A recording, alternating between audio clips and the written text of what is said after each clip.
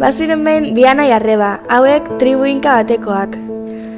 Hauek amagabe bizi ziren 2 urteak arte, eta gero aita hil zenean orfanato batera eraman zituzten. Alaba, familia frantses batek eraman zuen, baina semea bertan bizitzen gelditu zen, inork ez zuelako adoptatu. Alaba oso zoriontsu bizitzen Frantzian, bere aita farmazeutiko eta ama etxeko andrearekin batera. Behin, aitari abisatu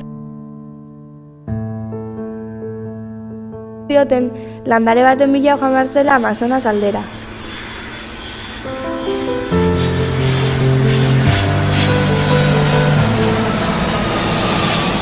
Bertara joan zen bere familiarekin, eta azkar aurkitu zuten landarean.